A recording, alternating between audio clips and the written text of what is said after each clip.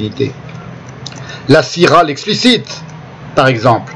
Ibn Ishaq dit, c'est dans la biographie, la première biographie officielle, celle de Ibn Ishaq.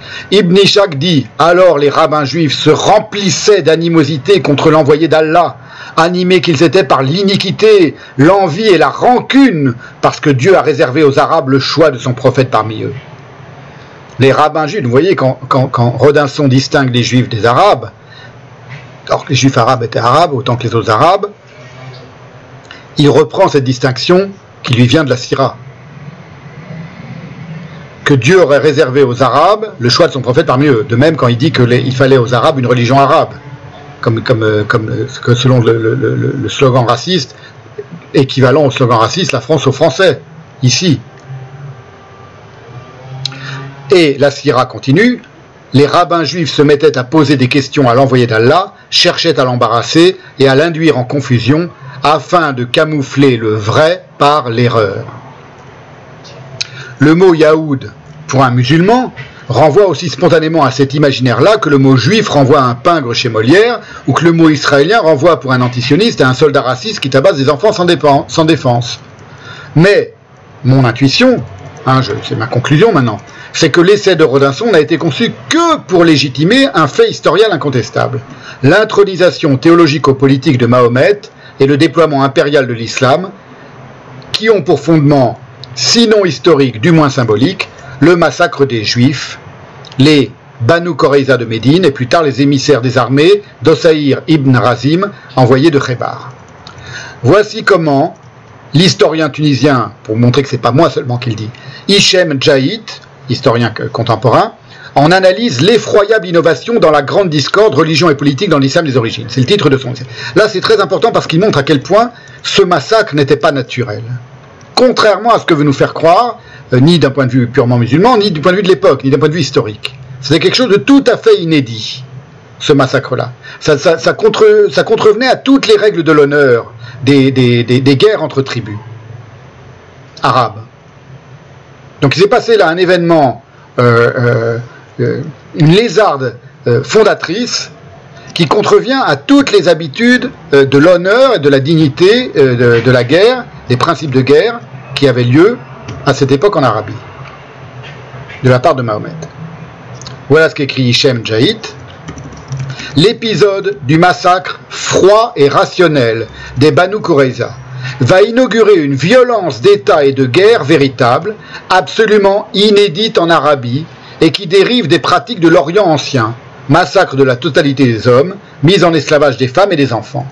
La violence bédouine n'avait pas cette allure systématique, cette détermination, cette organisation, et elle ne se déployait pas à si grande échelle. L'émergence de ce type de violence organisée va saisir de stupeur les Arabes en général, et Quraysh en particulier. Et Rodinson, après de longs récits circonstanciés de ces massacres qui assoient le triomphe de Mahomet, l'auteur de Peuple juif ou problème juif, Maxime Rodinson, conclut, lui, par une formule qui ne peut que faire tendre l'oreille. Voilà ce qu'il écrit. Les autres colonies juives de la région, celles de Fadak, du Wadi il-Qora, de Taïma, comprirent la leçon de Khaybar. Donc là, on est après le dernier massacre. L'État musulman est en train de s'installer. Elles se soumirent sans tergiverser. Elles eurent les conditions de Khaybar ou d'autres plus avantageuses. Moyennant paiement d'une taxe, elles gardaient leurs biens. Le problème juif était pratiquement résolu pour Mohammed. Fin de la citation de Maxime Rodinson. Et j'en viens maintenant au massacre le plus célèbre, celui des Banu Qurayza. Voici comment Rodinson le présente et maladroitement le justifie en conclusion du chapitre 5 de son Mahomet intitulé Le prophète armé. Ce sera la fin de la dernière citation que je fais. Et il suffit d'écouter ce qu'il dit, et ça justifiera tout ce que je viens de dire depuis 6 heures sur Rodinson.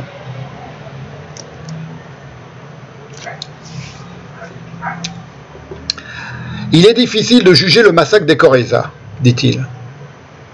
On ne sait pas pourquoi il est difficile, c'est pas difficile de le juger, s'il s'agit de le juger, il est immonde, il est inique, il est parfaitement inique. Il ne se justifie nullement. lui, au contraire, va tenter de commencer de le justifier. Il faut penser aux mœurs de l'époque, qui étaient fort rudes. Hein, on vient de voir le contraire expliqué par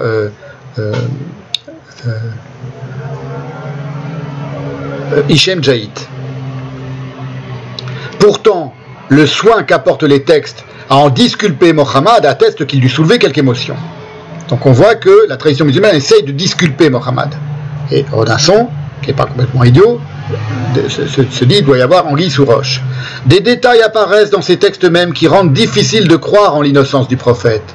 Comment expliquer l'épisode d'Abou Lobaba si ce n'est en supposant que le destin des Juifs était fixé d'avance?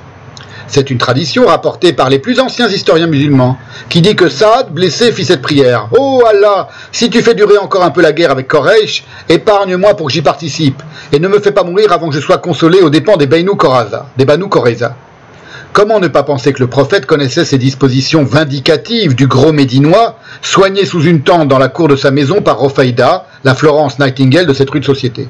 Donc à nouveau, trivialité, le gros Médinois, et anachronisme, la Florence Nightingale. Le massacre était d'ailleurs, d'un point de vue purement politique, un acte fort avisé.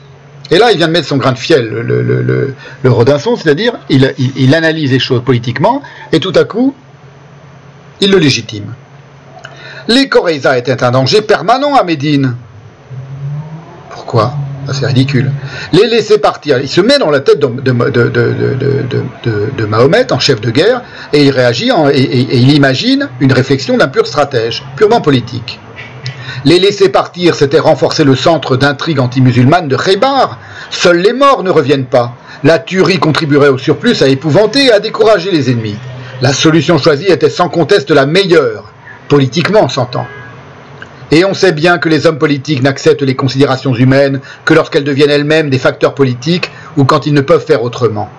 Ça devient un homme politique tout à coup, un grand leader politique, c'est une sorte de Mao Tse-tung avant la lettre. À l'aube rouge de mai 627, qui se levait sur les fosses fraîchement comblées du marché de Médine, Mohammed pouvait regarder l'avenir avec confiance. Écoutez bien ces phrases de Rodinson. Le problème juif était pratiquement résolu pour Mohammed, et après avoir massacré les juifs, il pouvait regarder l'avenir avec confiance. Alors, une dernière remarque avant de clore cette séance. L'antisionisme, j'ai dit, fonctionne psychologiquement selon la modalité du miroir troué. J'ai expliqué ça la dernière fois, à propos de Juju Lourdingue. Rodinson n'y échappe pas, qui trouve toujours le moyen d'excuser et de justifier toutes les exactions de son héros éponyme au nom de la politique et des coutumes guerrières et tribales. Lorsque ces coutumes sont trop blâmables, comme par exemple la paranoïa concernant les femmes adultères, c'est la faute des convertis. Voilà ce qu'écrit Rodinson, mais les mœurs jalouses des peuples qui adoptèrent l'islam devaient se révéler bien plus fortes que l'indulgence du prophète et de son Dieu. Donc, la sévérité à l'égard des femmes dans l'islam, et principalement des femmes adultères, et la cruauté à l'égard des femmes adultères, de la punition de l'adultère, ça vient des mœurs jalouses des peuples qui adoptèrent l'islam. Ça ne vient pas de l'islam. Or, ce qu'en 1961, Rodinson ne conçoit pas. Lorsqu'il trace ce portrait amoureux du prophète de l'islam, de ses doutes, de ses révélations, de ses conquêtes, de son génie politique, il écrit à Médine, ce prêcheur de vérité de l'au-delà s'est révélé aussi un homme politique sagace, habile, patient, capable de contrôler ses émotions et de ne les laisser apparaître qu'au moment utile, capable d'attendre longtemps et de frapper vite quand l'heure était venue, et des 1000 opportunités, parfois machiavéliques ou simplement pragmatiques, qui lui ont permis de devenir qui il était, Mahomet, il légitime, c'est là que c'est ce qui lui échappe à Rodinson, par la même occasion, par la même dialectique du fait accompli, toutes les étapes de l'implantation des sionistes en Palestine. Les 1000 débats qui déchirèrent les intellectuels sionistes entre eux pendant des décennies, concernant par exemple l'usage de la force pour se défendre, ou l'exploitation des travailleurs arabes sous-payés, ou même la binationalité de l'État, qui ont donné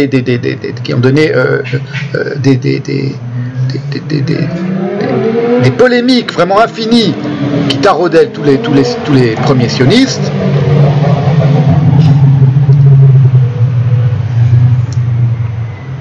Rodinson les balaie en miroir d'un revers de la main, tels les sionistes révisionnistes les plus implacablement froids et endurcis, par toute son argumentation d'une fin Ici, la fin, c'est le fondement de l'Empire islamique. Là, la création de l'État d'Israël, qui justifie les moyens, y compris le massacre des Juifs, selon Rodinson, soit, ni plus ni moins, l'argumentaire des membres de l'Irgun qui perpétrèrent le massacre de Der Yassin, le massacre de civils arabes. Un non-musulman ayant lu le Mahomet de Rodinson à sa sortie en 1961, c'est-à-dire au plus fort du conflit israélo-palestinien et israélo-arabe, et en ayant adopté toute l'argumentation, n'avait aucune raison de ne pas être farouchement favorable à l'État d'Israël,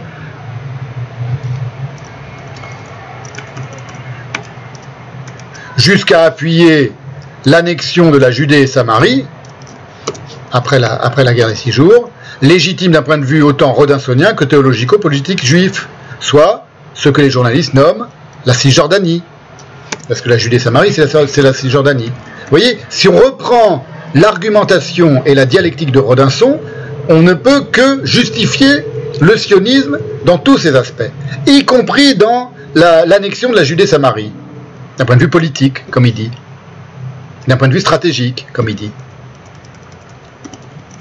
C'est-à-dire l'abolition de la possibilité d'un État palestinien en Cisjordanie.